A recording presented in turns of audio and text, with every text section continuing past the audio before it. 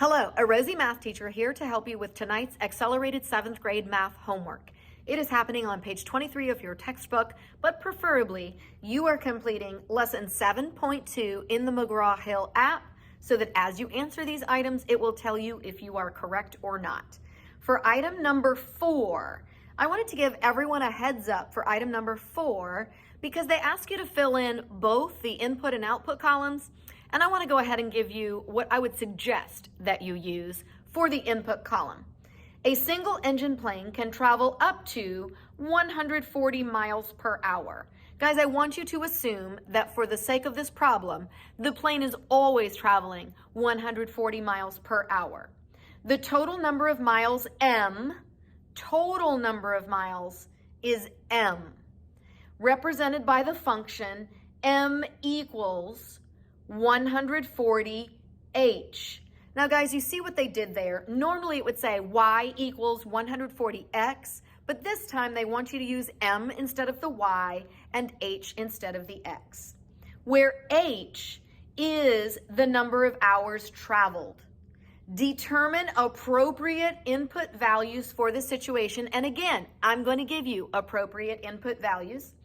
Then complete the function table for m equaling 140h. So let's write that a little bit larger so it's easier for you guys to follow along. M equals 140h. So for that first value of h on the input table, I would like you please to begin by putting 1 so that you can answer the question, what will be the output in total miles if the airplane flies for 1 hour? Let's go ahead and plug 1 in place of hour, include the 140 miles per hour, and obviously 140 times 1 will give you 140 as your output variable. So 140 or as your output value. Next, I want you to do 1.5 hours, then 2, then 2.5 hours. Now, instead of plugging in the 1, when you have an input value of 1.5, you will now put 1.5 in place of your h value.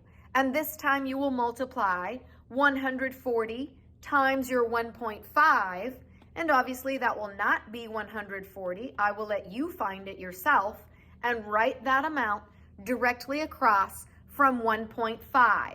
Do the same process again, this time putting the 2 in place of the h, and then the last time putting 2.5 in place of the h. Each time you are recording the amount you get for your output across from its related input. I hope this helps you on number 4. And then I also want to speak with you about item number 5. Create a function table for the function y equals negative 2x plus 1. Then graph the function. So let's begin with using the equation they just gave you. I will rewrite that equation in red. Y equals negative 2x plus 1. Now, if your input for x, if the first input for x is this negative 2, then I go back over to the equation they have given me, and in place of the x, I write that I will be multiplying my coefficient this time by negative 2. So for this instance, I will do negative 2, because that was my coefficient I'm copying, times negative 2 because that was my first input value, and then add 1. So guys, if I am doing negative 2 times negative 2, I will get what? 4. Then add 1, I will get what? 5. So the output value for negative 2 will be a positive 5. Again, repeat this whole process, but each time putting your new input value to equal your new output value. Do it for negative 1, do it for 0, do it for 1. When you have finished writing all of those output values, you will now go back and use each new value as the y coordinate of your new ordered pair. So you've got your x value happening on the left, you've got your y value happening on the right, and if you just imagine a comma between those two values, now you have your ordered pair to place on the grid below. So my first ordered pair will be -2, +5. So on my ordered grid, on my coordinate grid, I will begin at the point of origin, and because of my -2 for my x coordinate, I will go 2 spaces to the left along the x-axis. So 1, 2. I'm going to draw a line there for now to help me out, but then I'll erase it in a moment. And then for my +5, I'm going to continue where I left off, right here, and go up 5, because that +5 is the y-axis. So now I go up so that I am traveling in the same direction as the y-axis. 1, 2, 3, 4, 5. Make my plotted point, erase my guiding lines. Do not keep those, please. And that's where your first plotted point will go. Now, I'm not going to give you the rest of these, but once you figure them out, do the exact same process with those, and you will be all set for number 5. Don't forget to connect those dots with a line. Now, I also want to talk about number 6, because y'all, number 6 might be a little confusing for you if you were not in class today. It says select all of the possible types of numbers that are appropriate input values for the given situation.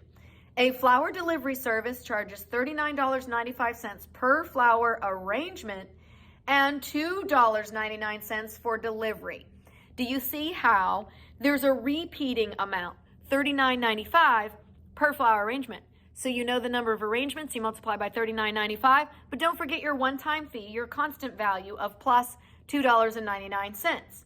So the total cost y is represented by the function y equals 39.95x plus 2.99. Now I have a question for you. The x is the number of flower arrangements. Would it ever make sense to have a negative value for x in this situation?